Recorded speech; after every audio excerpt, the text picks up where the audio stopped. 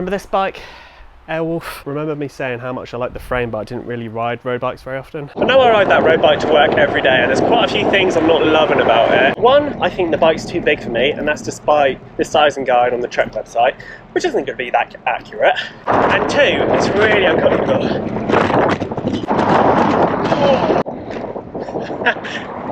When that happens, I can't do it up any tighter. And I get that road bikes are pretty uncomfortable, I think, generally, but I'm not about that life. I want something a bit more cushioned. This isn't a very versatile bike, and I know that's what road bikes are like. It's a real one-trick pony, but still, I haven't got room for that many bikes. I want something a bit more versatile that I could take on footpaths every now and then that aren't tarmacs. And I know what you're thinking, he's going to get a gravel bike, but sort of am, but sort of not. Oh yeah, and I like jumping off pavements. And I definitely can't do that on this bike. Very conscious of the fact that I am talking in public while cycling. Hello, alright, how's things? Yeah, good, thanks. So we're going to build up a new bike frame. Did that wrong? I could do that quicker actually, couldn't I? Should I just do that quickly? Can you see my wheel there? Yeah. So we're going to build up a new bike frame.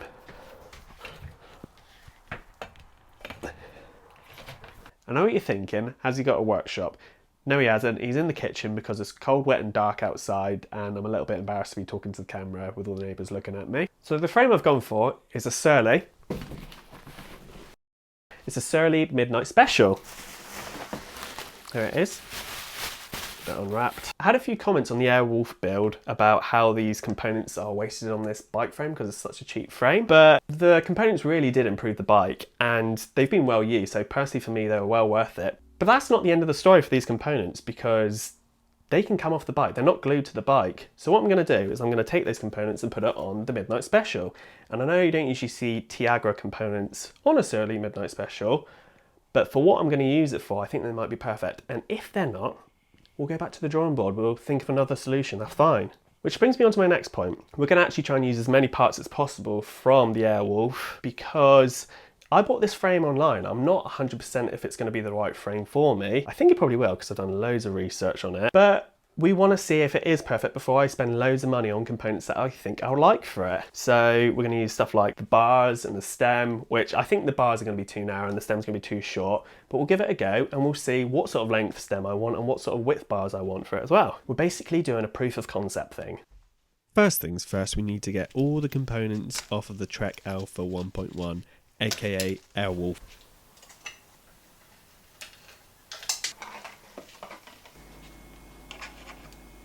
Damn it. That was me initially picking up the wrong size Allen key, which seems to happen to me about 50% of the time. I'm pretty good with spanners, but not so good with Allen keys. Anyway, in case you've never seen this bike before, I'll give you a bit of a backstory. I made a video around 3 years ago about how much I love this frame, but there's a lot that I don't like about the components. It was a second-hand frame, the rear derailleur was bent, and there's a load of other things that were wrong with it, and there weren't enough gears, and I wanted to make it better and more suited to me and how I ride it. So I took off the old mix match of components. We had some FSA stuff on there, some Shimano stuff on there, and I replaced it with a nearly full Tiagra group set.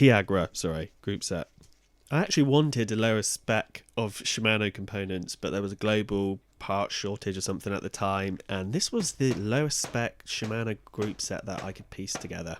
Anyway, long story long, it actually worked out. I was genuinely shocked because it pretty much improved the bike in every way. If you want more information, watch the video. And now the issue is that I don't actually like the frame.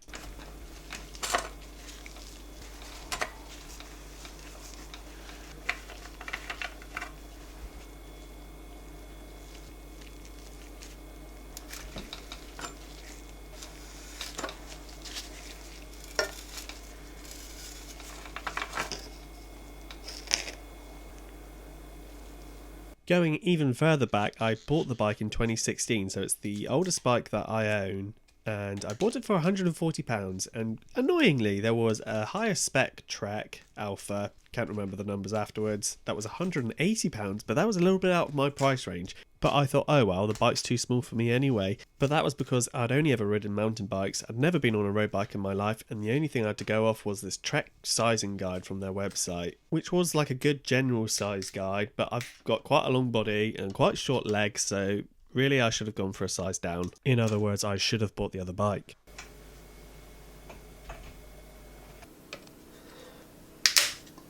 When I bought the bike, it came with 25C tyres, but when it was released in 2011, it had 23C tyres on it. But the ride was still too bumpy for me, so the first upgrade I did to the bike was I bought 28C tyres, and that immediately made a massive difference, which was quite crazy really, because it's only like 3mm more width. As a bit of a comparison, the tyres that I'm going to put on the Midnight Special are 1.9 inches wide, which is about 48mm, which is quite a bit wider.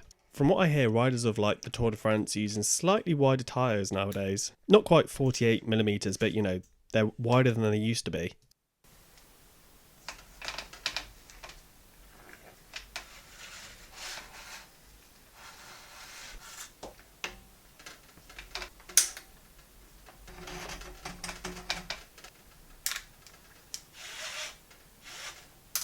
Just to be clear, this bike is really good at what it was designed for.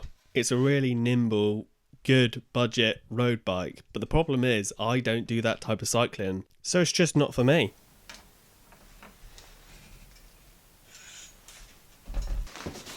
Here it is, my 2021 Surly Midnight Special. Surly bikes always have funny colour names for their frames. This particular one is Sour Strawberry Sparkle. But you can also get it in Periwinkle Sparkle, Hot Mayonnaise, and what's the last one? Metallic Lilac. I've wanted a Surly bike for years, but to be honest, I always thought that my first Surly bike would be some sort of mountain bike. Probably a Karate Monkey. The Surly Midnight Special wasn't even on my radar when I was looking for a new bike. I was looking at gravel bikes really because of the tyre clearance, but my only sort of concern was that it wouldn't be as nimble as a road bike. Gravel bikes are usually longer, and then when I looked on the Surly website and I saw that they did a plus road bike, like a road bike with clearance for big tyres, I thought, that is really cool, but it's probably going to be out of my price range. Then I looked on eBay, and sure enough, there was a bike there in my size that was a really good price, and I thought, there's no real risk in buying a second-hand Surly because the thing's made of steel. I have no idea about the backstory of this bike, and it's quite confusing because you can see these lugs here for where the gear changes go on. It's still got paint over the covers, but then it's got marks for where the bike's been used, so it's like, has the bike been used or has it not been used? Was it made as some sort of fixed gear bike? And the fork steer is still really long, but that could have been just because the person liked their handlebars up high. I think what's happened is they've taken the brake cables and the gear cables and routed them through where the brakes are meant to go. I've seen something similar on Instagram, so maybe it's like a common mistake. That's me putting some blue thread locker on my bottom bracket. I couldn't get any out, and then all of a sudden, loads came out, so that was great. And then I tried to install it on the wrong side.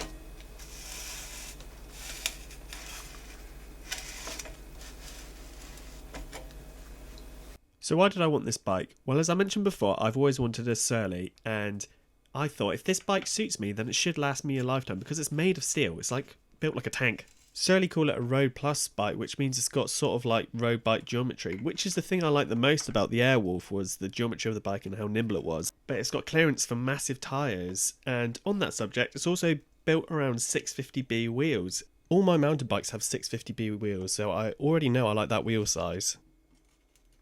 These crank arms, by the way, are 170mm long, and realistically, if I was going to buy it again, I'd probably go for 165, but I'm not that bothered. And then the chain rings are 50 and 34. There were a few other bikes I was considering as well, an On-One Rougeau, a Surly Straggler, and a Surly Preamble. The On-One Rougeau does look really cool, but I was pricing it up and it was pretty much the same price as this bike second hand, and I thought I'd rather have this bike, to be honest. The Surly Straggler looked really cool, and I do really like those still. It has slightly more relaxed geometry compared to the Midnight Special. It uses post-mount disc brakes instead of flat-mount disc brakes. It uses quick-release dropouts instead of straight-through axles. It uses a 1 1/8 head tube instead of a 44mm head tube, so you can't use like a carbon tapered fork or anything in it. Not that I'm going to do that anyway, but All in all, it's sort of a more traditional style bike compared to the Midnight Special, which is a bit more modern. The Midnight Special is more suited to the purposes I want to use the bike for, but if a straggler had come up at the right price before the Midnight Special, I might have been tempted by it. Way too much thread locker came out again, so I'm just cleaning it up there.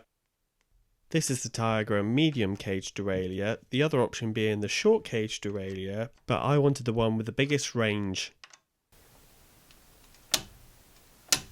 I did have to get a new front derailleur because the old one had the wrong clamp size, because as with everything on a bike, there has to be at least 3 different standards for every component, right? I do really like the alignment sticker that you get on a lot of front derailleurs though, because it makes installing it so quick.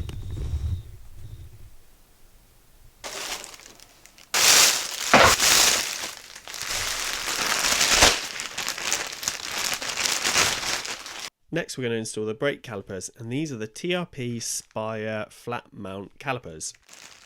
I knew I wanted to use cable brakes because the Tiagra shifters are cable, but I did have my reservations because, to be honest, the last time I used cable disc brakes they were absolutely terrible, but that was about 20 years ago and I know they've come a long way since then, so I am really excited to try these out. These ones did have really good reviews and they are actually pretty good value for money as well.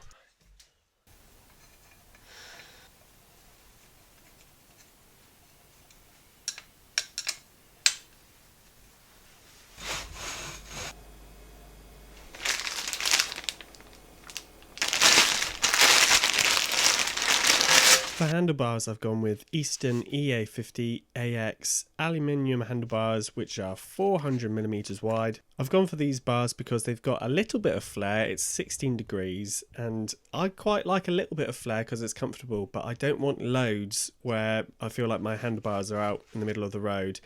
On some occasions that's useful, but for this bike, it's not going to be that useful. Really big flares might be useful if you want to feel really stable on a bike, but I don't want to feel stable. I want to feel nimble. And these bars were also good value for money.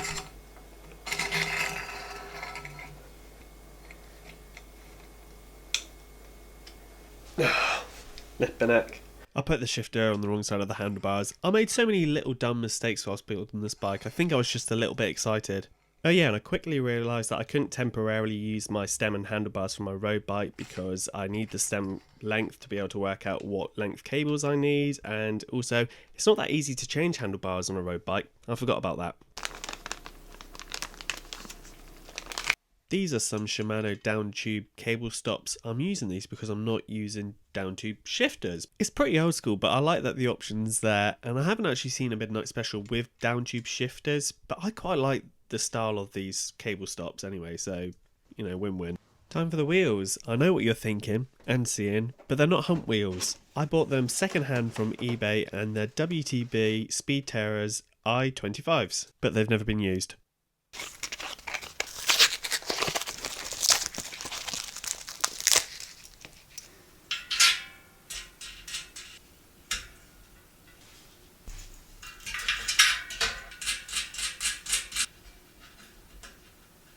These tyres are Panaracer Gravel King SKs and they are 650B by 1.9, so they're massive. They aren't perfect for this bike. They are good tyres, I've got them on another bike, but I don't want tyres with knobbles on them. Really I want something quite a bit slicker, but they were donated to me by Harvey, who you might have seen in other videos, and they're just going to get me by for the minute. If I could, I'd have another set of wheels with these tyres on them for when I just want to go for purely gravel rides.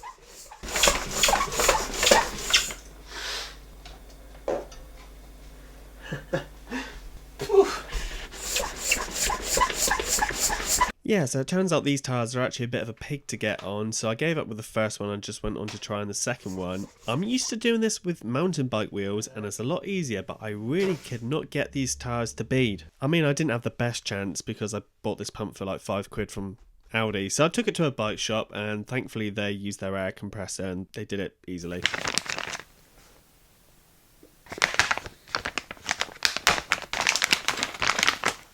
For discs, I've gone for 160mm on the front and the rear.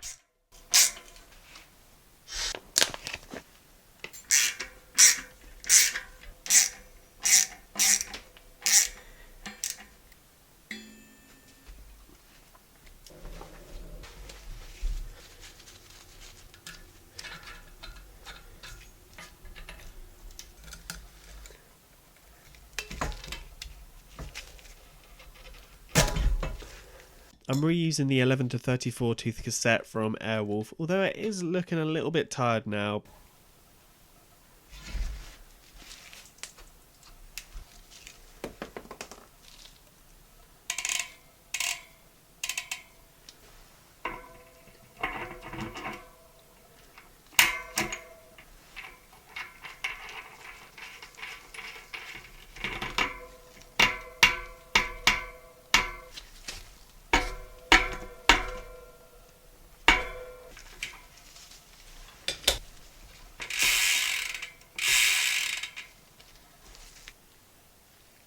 These are the Surly through axles.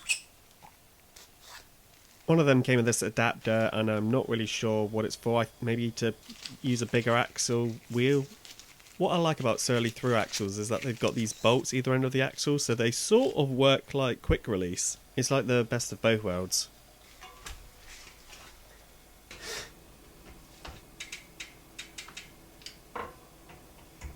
It fits.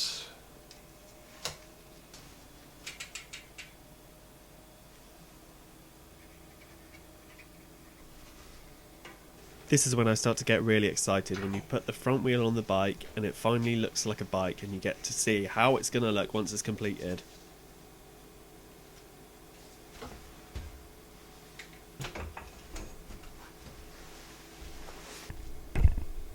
And there we go, I think it looks pretty wicked. It really annoys me when smaller road bikes have like an angled top tube because it just looks like you're riding a kid's bike or something. So the fact that this is pretty flat makes me very happy.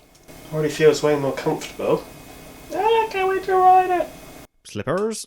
Now I'm just admiring the tyre clearance. This is like a 1.9 inch tyre and there's still loads of room around it to get all that mud in there. I had to pause for a minute just to get some parts. I had to get some bolts for the rear caliper. I couldn't find any M5x31s locally, so I had to order them online. In the end, I got so fed up with it that I just bought a massive pack of them just for next time. Black ones, of course. I also bought a stem, so now I can fit the bar tape, the cables and the chain. I'm a big fan of Blue Lug, which is like a Japanese bike shop. They're on Instagram, they've got a website. They're really cool, and a lot of their bike builds, they use a stem by a company called Thomson. So I bought a Thomson stem. I bought a 90mm long stem, which is exactly the same length as the one on my road bike. The experiment with a short stem didn't really work. I decided that I didn't want a short stem on this bike after all. But I love the look of this. It looks so cool. Can't wait to fit it. The only bit I'm not sure on at the minute is the stem height. I'm going to end up chopping some of it off. I just don't know how much. Now that I have the right length bolts, I can finally fit the rear caliper.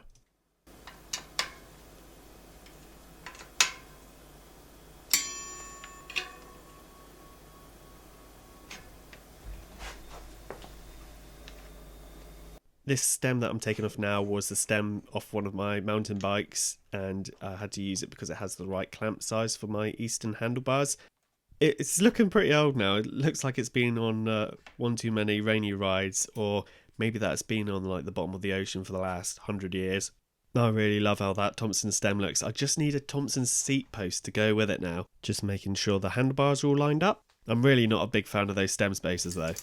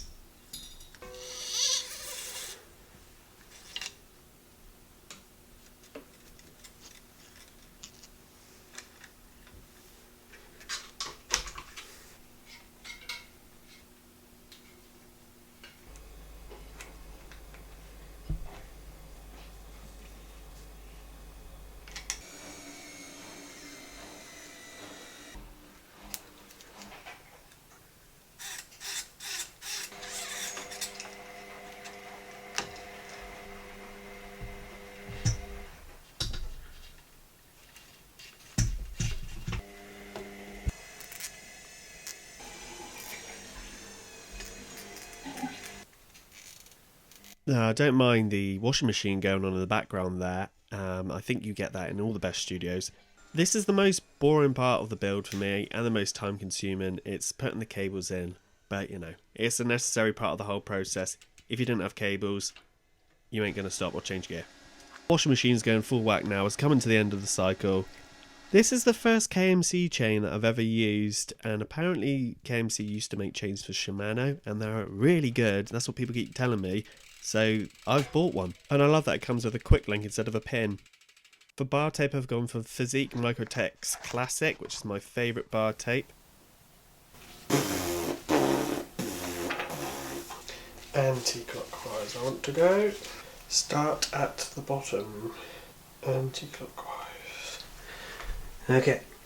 That was me talking myself up and remembering how to do this because I haven't done it for probably about a year. I like this bar tape because it's got a nice bit of stretch in it, so it makes it easier to apply. But it's also quite thin as well, so it doesn't make the bars too bulky. And I've got quite small hands, so if they're not too bulky, that's perfect. Fizik also offer cushioned bar tape, but I don't like that either because I find that you have to hold on tighter to cushioned bar tape to try and get good contact with the handlebars. I'm pretty happy with the job that I've done there, and also the bits that I've got left over are pretty much the same length, so that's got to be a good sign.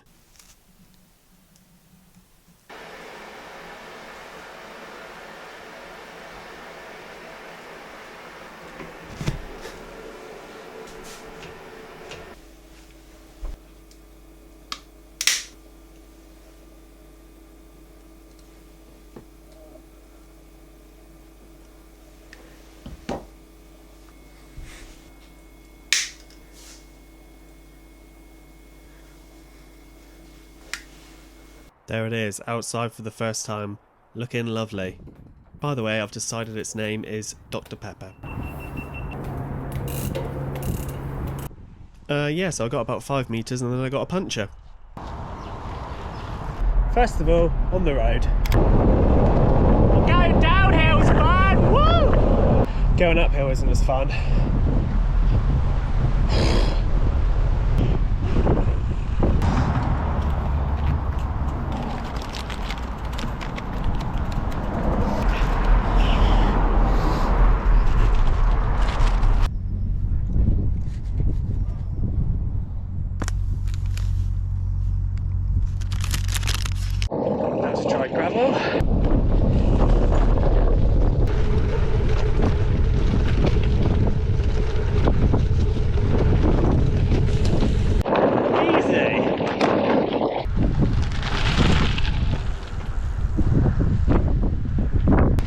It is absolutely no stress for this bike.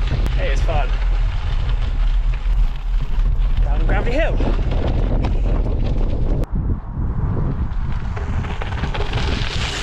You can actually go pretty fast over this gravel, which is probably obvious, but it's a new sensation to me. I love it. I'm feeling really pleased because that feels like it was a massive success. The bike fits me way better, it's way more comfortable. It is slower up hills, which is what I was expecting, but it actually feels faster down hills, which is quite weird because it's like I've got more confidence going downhill now because I feel way more stable on it. The cable disc brakes on it are actually really good, which I was really surprised about because the last time I used a bike with cable disc brakes, it was so bad. Obviously the tyres aren't perfect for it. I think I've got too much pressure in them. I've got 50 psi in them at the minute. It feels like it's too much. They're too wide and they're too knobbly, but they were free, so we're gonna have to change those. I'm really not using the top gear on the tyre group set very often, so maybe that's going to get changed at some point, but then again, maybe when I get new tyres I will use it more because I'll be faster potentially. I don't know. Also, I would like to see a whacking brake cassette on the rear wheel, so maybe I do get a different group set at some point when I've saved up my pennies. I finally own a Surly bike, which is something I've wanted for so long. I love this bike so much. It might be my new favourite bike. I might have to put mudguards on it, which I don't really want to do. It's got plenty of mounting points for mudguards, but it's just going to look so rubbish, I think. I don't know. Maybe it will, maybe it won't. Maybe we'll just give it a go. I'm not 100% sure I like clip-in shoes on it either, but I don't know what else I would wear. So just normal trainers, I guess. But yeah, it feels like a sort of bike that I want to ride more casually as well as doing some like big miles on it. I would like to know what other people are using on their gravel bikes / road bikes for tyre choices, because these tyres are just way too knobbly. They're nice and wide and comfortable, but I've got too much pressure in them, so they actually feel quite rock hard as well. So I'd like to know what tyres you're using, what widths they are, and what PSI you're using as well, just out of interest. That'd be great. But this bike's been a massive success. It's way more fun to ride than that Trek bike. Now I need to put parts on the Trek bike and get rid of it. If you like this video, give me a thumbs up. If you're not subscribed, why not subscribe? Thanks for watching. I just wanted to show you something in a minute.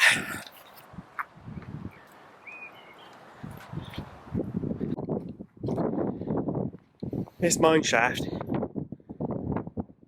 is over 300 metres deep. Oh, I can see a pigeon down there. See that little white dot? It's a pigeon. I saw some people go down it the other day. Put the link to the video in the description.